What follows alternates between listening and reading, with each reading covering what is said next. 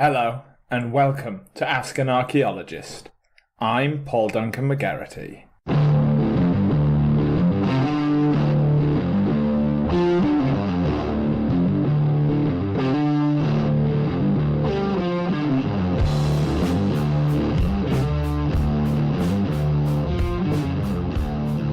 Hello, and welcome to another episode of Ask an Archaeologist podcast with me, Paul Duncan McGarity. Hello everyone and welcome.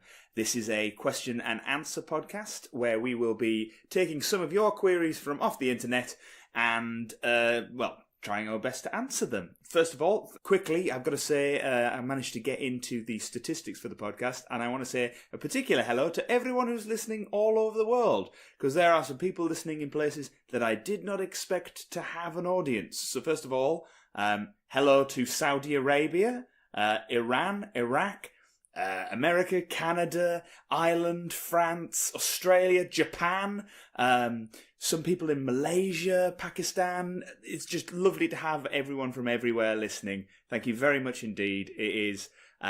It's just fun. It's just fun to know that there's people all over getting in touch and listening and enjoying the podcast. So thank you very much. As I say, this is a question and answer episode. So in 2 weeks' time is going to be an interview with who I can't remember off the top of my head, but we'll have that all sorted. And helping me this episode, I am joined by Laura, my wife. Hello. Who is actively waving at the recorder. You can tell I'm new at this. Yes. So, Laura, you are the one in charge of the questions today. Mm-hmm. So, hit me with what we've got. Okay, so the GG Labs asks, is it illegal to refuse to publish any or withhold some information about your findings from the public? Right. Now, illegal, so not really is the answer. Mm-hmm. There's a bunch of guidelines that are published in the UK by an organisation called CIFA, the Chartered Institute of Field Archaeologists, who kind of put out best practice. They're moving towards trying to become sort of the official body for field archaeology. And again, this is talking specifically to kind of like commercial archaeologists rather than community archaeologists or academics. CIFA speaks for those who work on building sites, and they say they have like got some codes of practice that lay out like when you're designing the plan in the beginning, you should have a certain amount of money set aside in your budget to put together reports. You should put enough time together to do all of the post-excavation or post-ex, which is a term sometimes we sometimes get told off for using because we're told that the general public don't know what it means. Like it's some impenetrable code, right? What do you do after excavations? Oh, we do post-ex. I don't know what that means. What, post-ex? Yes.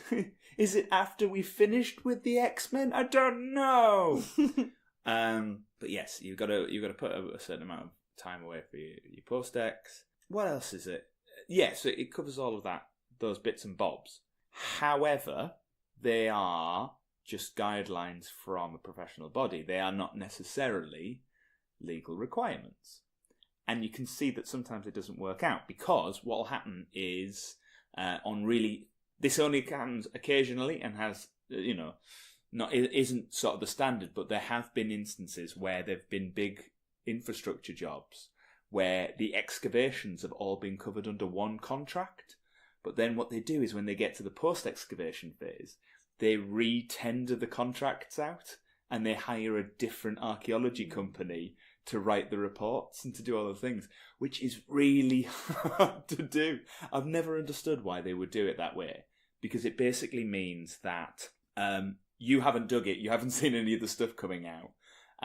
No matter how good someone writing and recording work can be, there's always going to be that strange middle ground between... So what you're saying, stuff slips through the net? I'm not saying stuff slips through the net, it's just, if I dug a hole, right? Yeah. If I dug a hole... Yep. and I try to describe to you everything that was in that hole. As you do regularly. As I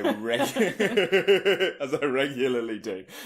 When some of that mud comes back to the family home... No, if I try to describe everything to you, including, like, the feel of the mud when you're digging it, because that's important. Like, genuinely, when you're laughing at me, but sometimes it's all about trowel feel. Oh my god. See, that's a term I never thought I would ever know. But trowel feel. Married to you, I definitely do. Well, I just made it up, so that's... I thought that was a real term. No! So it's sort of like, but it is sometimes, when you're describing it, it's like how loose the soil is, how firm it is, can be a part of the interpretation. And even if you're the best at writing descriptions, imagine I had to do that for 100 post holes on a site, and 20 of them had a slightly different... Sort of like brown. It's all brown. Lighter brown. But 20 brown. of them, exactly. But 20 of them were stiffer to dig than 80 of the others. Right. Those 20 and that stiff soil that you're digging through could represent a single phase of them being filled in. So they may all be associated because the backfill's quite similar. It looks like they've all been backfilled at a similar time because the material that's in them is all constituted in a similar way. Mm-hmm. But how do I make that, even if I'm the best person at writing, I might not impart that in just the records that we're putting in.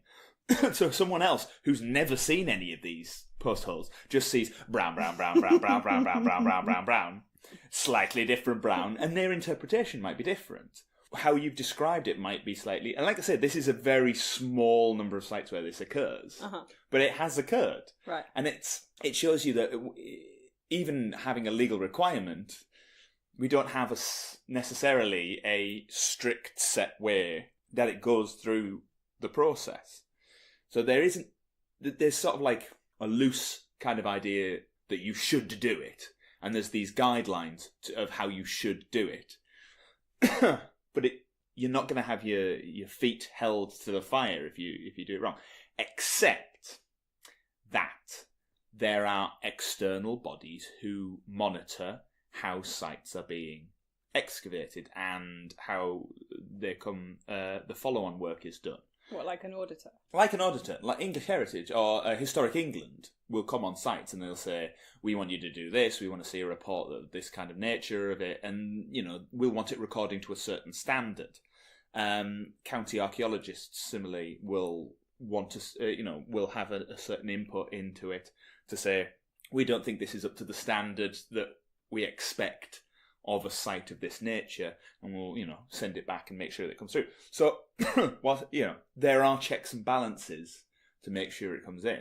But these are all just within commercial archaeology as well. For an academic who's doing their site, I think it would only come under moral requirements to include the, sort of like professional standards, moral standards. I don't think there's a legal requirement, though. Really? Yeah. So you could... It gets peer reviewed. So you could dig something up? Yeah. Find something cool? Yeah. Bury it all again? Be like, shh, don't tell anyone I found that. Well, I mean, probably wouldn't happen as much now, but there are examples of... I've told you about the 19th century guy who found a statue of Quetzalcoatl. Probably. a South American god associated to... Oh, yeah, this guy. Yeah. This is cool. Yeah. And he wrote in his diary, I found the image too frightful, so I reburied it. So, yeah, but now you've got kind of like, you'd say, the university wouldn't want you to do it because if it came out, it would sort of like reflect badly on them. Their research wouldn't be believed as much necessarily. There are peer review journals that your credibility as an academic relies on, and so if you're writing this, other people can be checking it and going, that's not entirely true. But legally, unless you are like slandering people, and it comes under something else, I can't see how. I don't believe there's a legal requirement covering What it. about freedom of information, though? Freedom of information would only cover certain organisations, wouldn't it? They're not holding personal information on someone, unless they've excavated you personally. And there's a mummy putting in a Freedom of Information Act, going like, I am an Axonomoon, and I wish to know everything you know about me. Not GDPR. That's different. I don't think it would be covered by a Freedom of Information request. And again, if it's like a private academic, even if it's someone who's not associated with an institution, for example, if it's someone who's working on their own, they're running under their own auspices. So you could be rogue. Yeah, you could be rogue. Rogue archaeologist. But there's sort of like there are systems in place to try and put in checks and balances, and one of those systems is the constant sort of, it's the body of evidence built up across many different sites with lots of people working on it. So the idea is that sort of collectively we improve the quality of the knowledge as you go along. But no, I don't think there's a legal imperative. I might be corrected by someone, but no, I with regards individual bits of evidence, it's understood that you'll do it. There are guidelines to follow it, but they're not law. Interesting. Well, the GG Labs has another question. Yes. But before that, I have a question. Yes. Do some people write in really flowery language on their reports? So, like, when you're saying brown, brown, brown, brown, brown. Oh, yeah. Do some people be like, it's a rich shade of ochre? And, like, is there a style that you There's have to something follow? called the Munsell colour chart. Oh, God. Wish I hadn't asked. That was amazing. Your face dropped so hard. Yeah, no, there's like brownish blue, bluish brown. But it's like a Dulux colour chart for soils.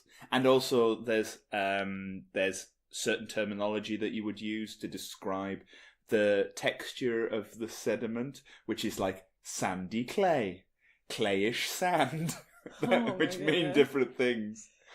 Like the contents of the size of particles that are in it, the fineness, and it's stuff like can you rub the clay between your fingers and feel no grit? That's a very clayish sandy silt. Trowel feel.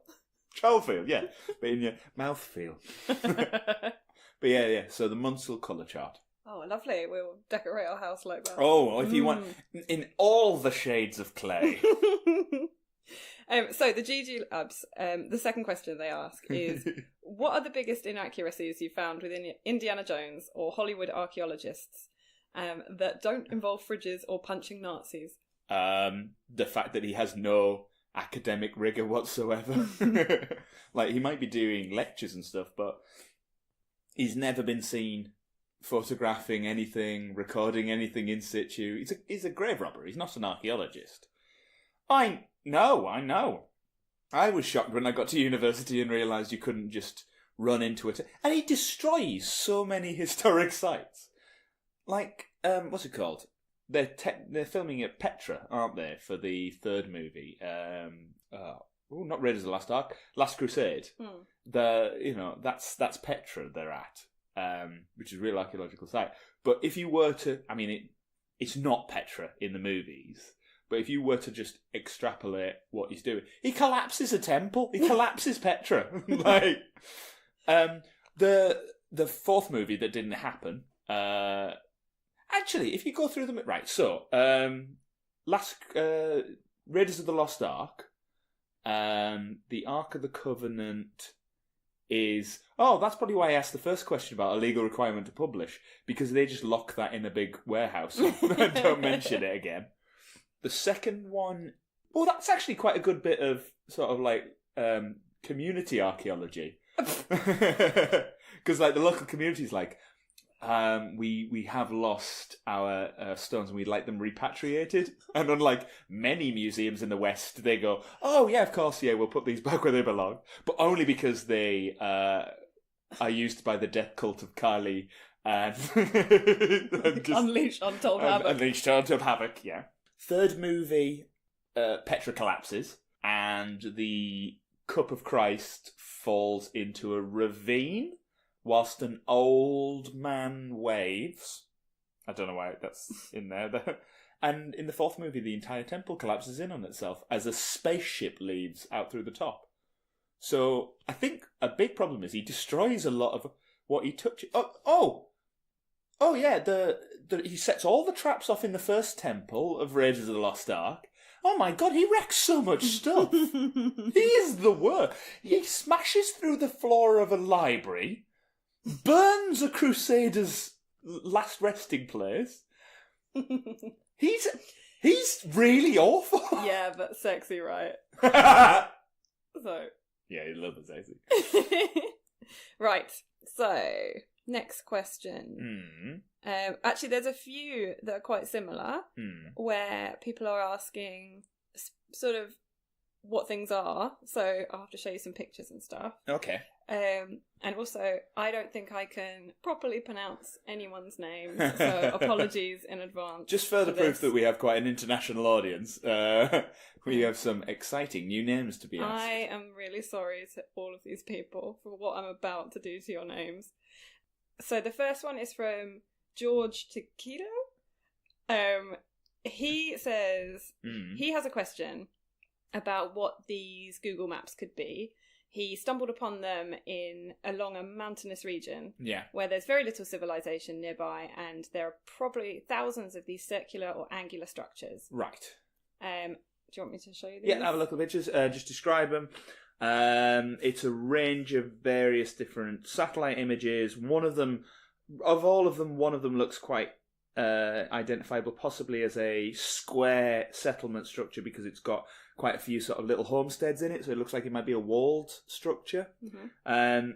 George is from Peru, I believe. Or he's looking at Peruvian areas, which I think might come in as part of the answer. What were the other ones that you said we have? So someone called Io Saberka said somebody found this coin. Please, can you tell me which era it's from? Right, and again, it's just a picture of a coin. It's a pretty cool coin. It is a very cool coin, and it's on lined paper behind it as well to make it really pop. And the other one is from Michael McGeralt. I'm so sorry. It's an Irish name, isn't it? There's lots of inflections. Yeah, it definitely doesn't sound like I've just said it, though. He says he'd love to know about theories around Neolithic and Bronze Age rock art, dating them or associated finds, and has there been much work done in that field? He says he'd also love to know more about baromorphology and excavation, specifically in Ireland and Britain. Right. Okay. I will address all three of these questions in the same way. I am a specialist in historic standing buildings, but as I said, I asked people to ask any question of an archaeologist. The problem is, it's not a problem. When it comes to answering questions about archaeology, this is something that very regularly happens to, I'd say, quite a lot of archaeologists, which is you say, I am an archaeologist, and then people that you're talking to will go, oh my gosh, do you know about this site near where I live? And the particularly things like those aerial photographs from Peru and sort of Neolithic barrows in Ireland and what was the other question? Oh, this coin that you were saying. They are from regions in the world that I haven't specialised in, and in periods of history that I haven't specialised in either. And that's the joy and the problem with archaeology, is that it is such a massive field that when you describe yourself as an archaeologist, everyone has this idea that archaeologists will know about the history that you know particularly. But we can't, because the study of archaeology is the history of everything ever all over the world to do with people. But that doesn't mean I'm not going to try and help the people who have been kind enough to ask questions of this podcast. So, what it is and this is for all of these kinds of questions going forward, I personally will probably not be able to answer the questions because it's not within my field of knowledge. It's not regionally or temporally something that I have personally studied. However, I am adding them to a big long list of themes that are coming up that I might be able to ask future interviewees. So in this instance, I'm going to try and find someone who does satellite or aerial photography for a future interview, who might be able to look at the images and probably give a better understanding of what they are.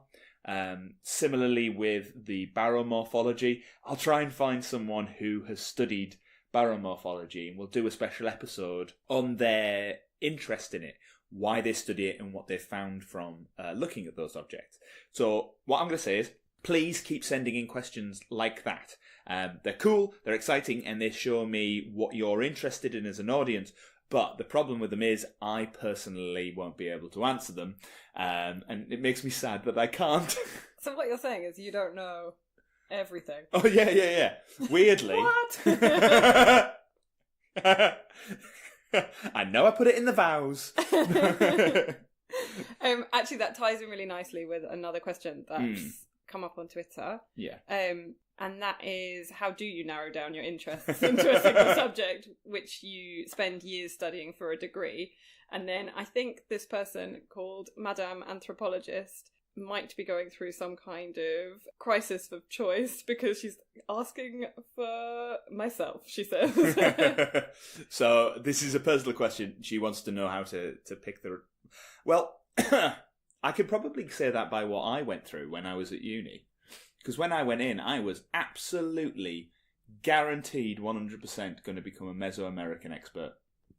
Cool. I was like, I like the idea of working... Well, like Aztecs and stuff. Yeah, Aztecs, Incas... Oh, I did that in year 4. Oh, I reckon I can do that. I looked at year 4 history and I thought, I don't want to go any further than this. And when I got into it, first of all, the only part of my degree I ever failed was Spanish. Turns out I'm really bad at languages, so that was one part of it. Secondly, it just didn't grab me when I went and did the lectures. They were really exciting, but the person who delivered them wasn't very good at imparting the information. So there's one thing, like, it depends on what the teachers are. If you find someone who's really good at telling you something, you can find an interest in anything, really. So did you have a really good brick tutor? No, that's coming up later in the origin story. Sorry. I took lots of different courses after that because obviously I then was like, oh, I clearly don't know what I want to do. And they offered a historic standing buildings course, and I did it, and I wasn't great at it, to be honest. I didn't fully understand. I didn't get it. It was really weird. I didn't get the processes while I was at uni. And it wasn't until I actually went out into the field and got asked to help record on a historic standing building that I found the thing that I enjoyed doing the most. Like, I'd always enjoyed doing buildings, but it wasn't until I was working on one in front of me, one-to-one, that it all clicked. So the answer is, sometimes it comes about 2 years after you've finished doing the degree.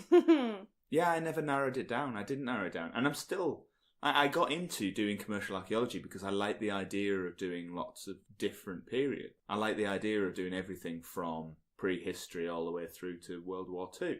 It took me a long time of doing that practical, like, one-to-one working before I was like, ugh, I never want to see prehistory again. There are no walls. Walls.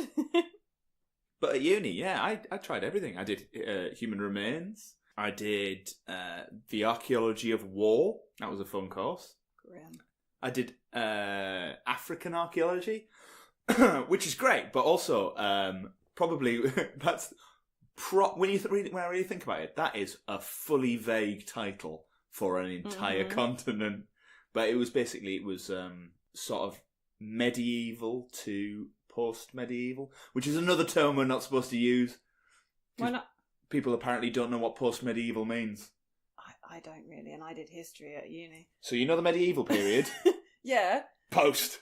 but I forget what's classed as medieval. So that's a good point, and it's an argument as well. People. And what is early modern? Early modern? I actually don't... Right, fair point. I don't know what fully constitutes early modern. Oh no, isn't early modern like the replacement of post-medieval? I don't know. I think I studied it, and I don't remember. Yeah. That's going to be like 16th, 17th, 18th century, though. Early modern. Yeah. But post-medieval is... I've always thought 1485 was the end of the medieval period. Yep. Battle of Bosworth, Richard III, as soon as he goes down, end of the medieval period. That's it. Done. Yeah, done. Begins the Tudor period. This is only in Britain as well. Like, it doesn't mean anything anywhere else. Like, the medieval period can go longer or shorter depending on where you are. So in summary to... Summary to the question. Yeah, we've gone off piece. But in summary to Madam Anthropologist's question, you just don't know. You may never know. Well, no. Try everything. I did a general archaeology degree, right?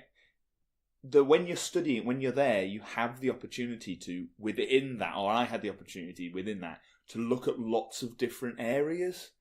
Like, that was it. And when it turns out, when I got into the commercial world, none of it was relevant until I got into doing standing buildings. Like, sometimes it's just building up the basics and the understanding of the principles, and it isn't until you get out there and experience the world that you'll find what it is that you're actually interested in. That's a lesson in life there. Thanks. And also ties in beautifully with this, which looks like we've planned it, but haven't. We can look each other in the eye and say, we have not planned this. Not planned this. So this is a guy called Alan Welsh, and he asks, if you could do a dig anywhere in the world, where would it be? I had a lovely old time in Uganda when I dug there. But I think that might just be the country rather than the archaeology. The archaeology was fun. It was a lot of enclosure stuff around Mbarara on the site called Bwerere, and it was really nice. It was good archaeology. It had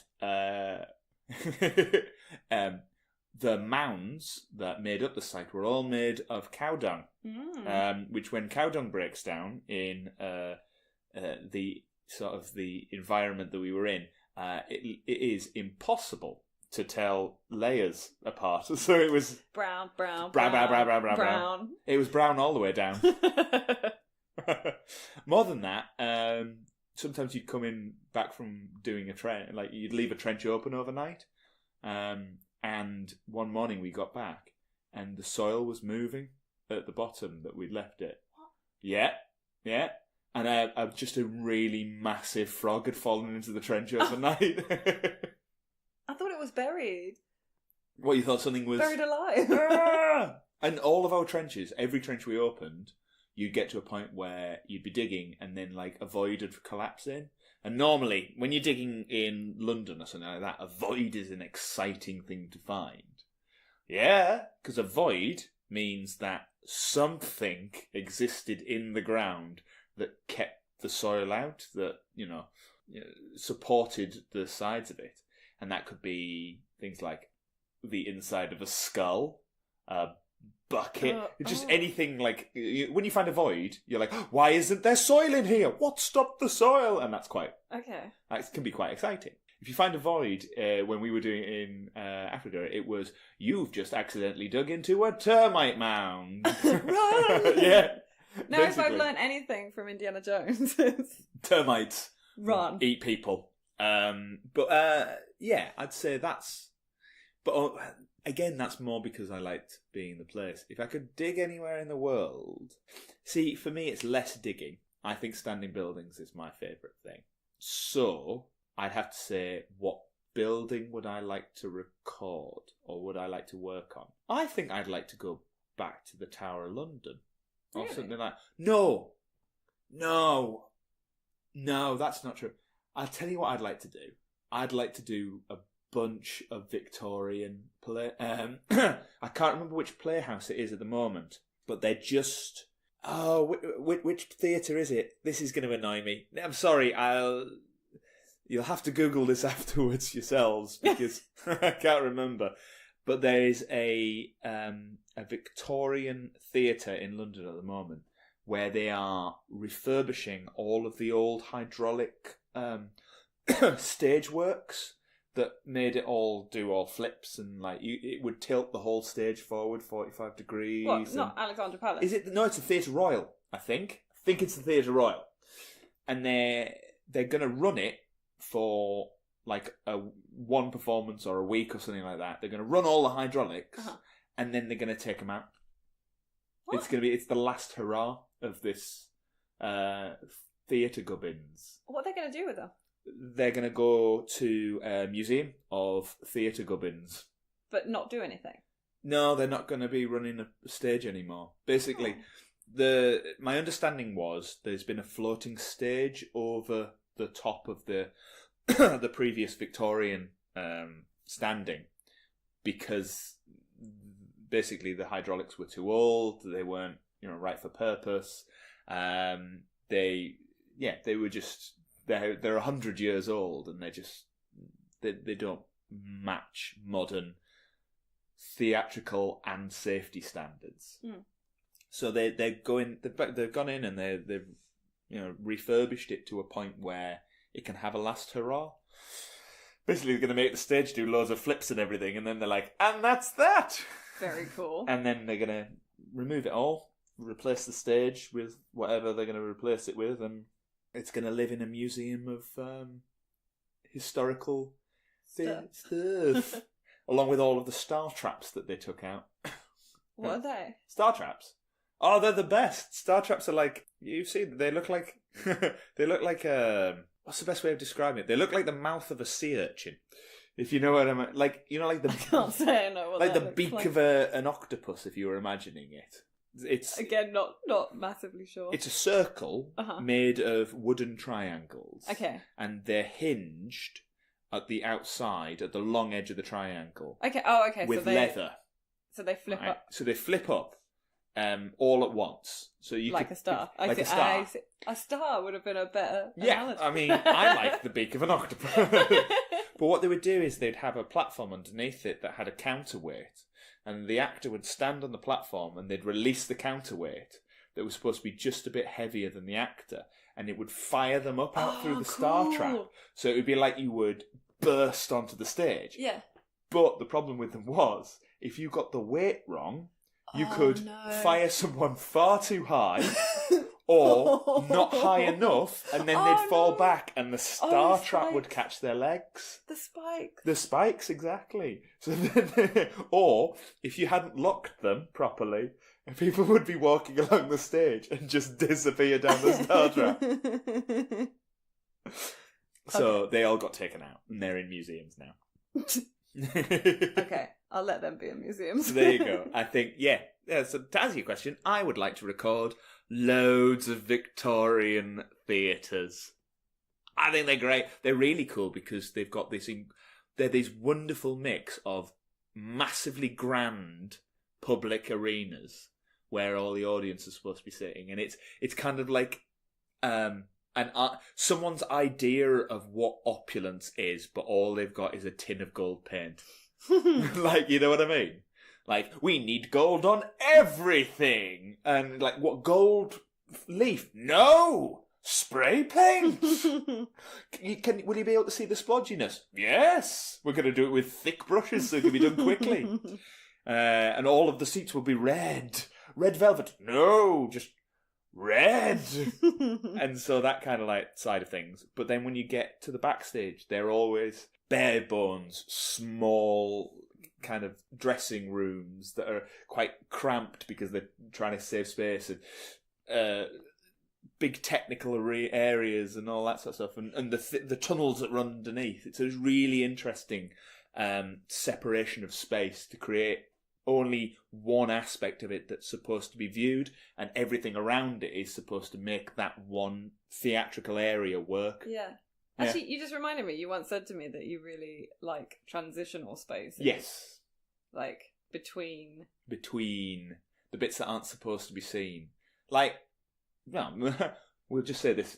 Today we were in quite a stately home. And the bit that we got to do a little tour of Cardiff Castle, which during the Victorian period was turned into quite a nice sort of grand Gothic revival. So Gothic being all those kind of spikes and spires and all that. The Victorians loved the look of medieval architecture, the stuff that cathedrals look like. And they were like, oh, we should do that to our houses, which is the Gothic revival, a couple of years, hundreds of years later. And this guy, the Lord of Bute or whatever, went way over the top with his medieval architecture. He had all the insides done up with murals of medieval scenes and everything. But the bit that fascinates me in those instances, I was saying, I want to see the servants' quarters, because we had a certain track to go around.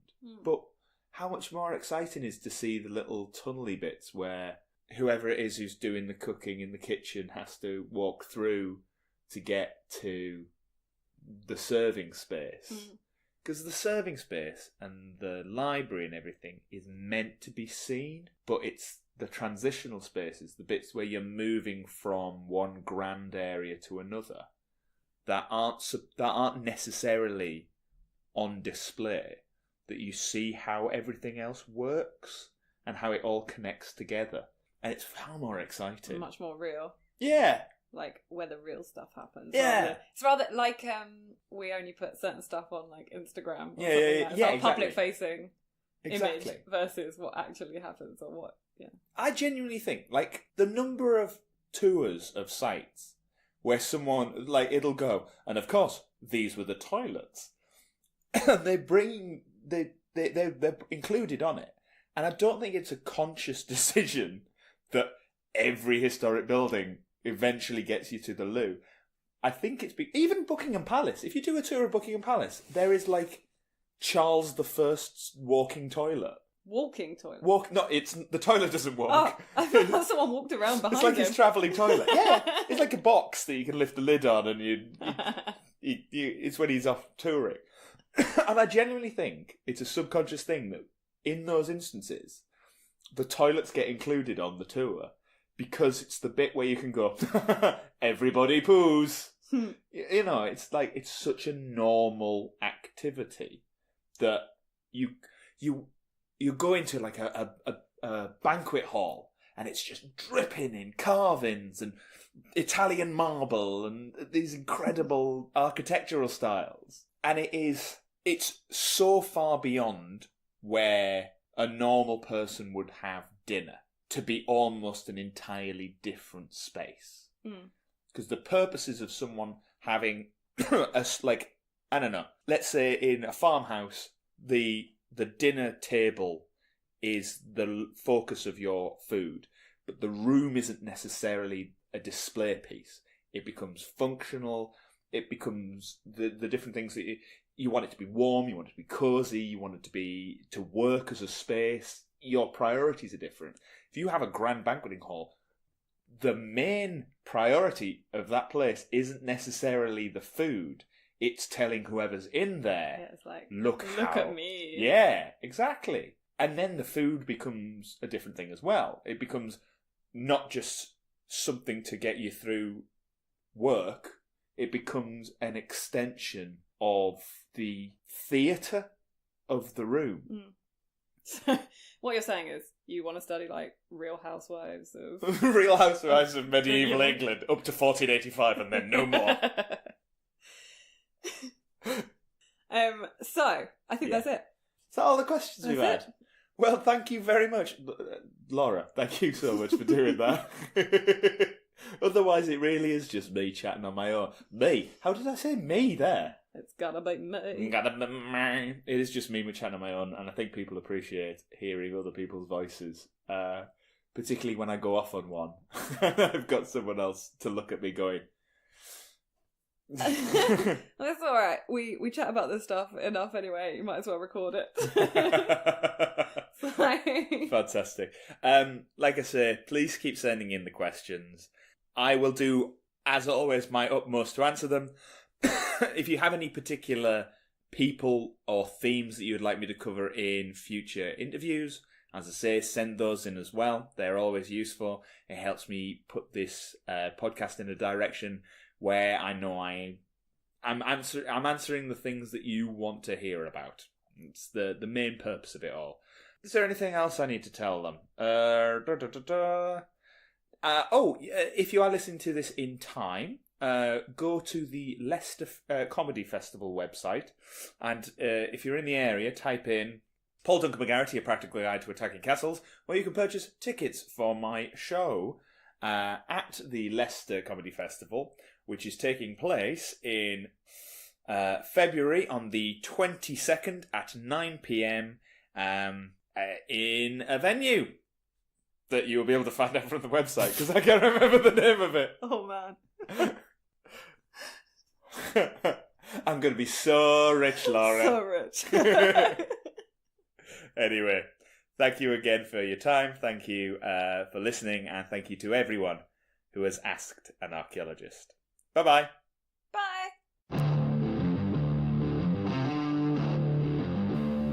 You've been listening to the Ask an Archaeologist podcast with me, Paul Duncan McGarrity. The music you were listening to was by From the Ashes. Check them out on Bandcamp. It was produced by me, Paul Duncan McGarrity. You can follow me on Twitter at AskAnArch, or you can send an email at askanarch@gmail.com. But most importantly, if you've enjoyed yourself and you think you have a friend who might be interested in the podcast, please tell them about it. Write a review, put up a star rating, let people know that we're here. It's incredibly helpful and much appreciated. Once again, thank you to everyone who has asked an arc. Bye-bye.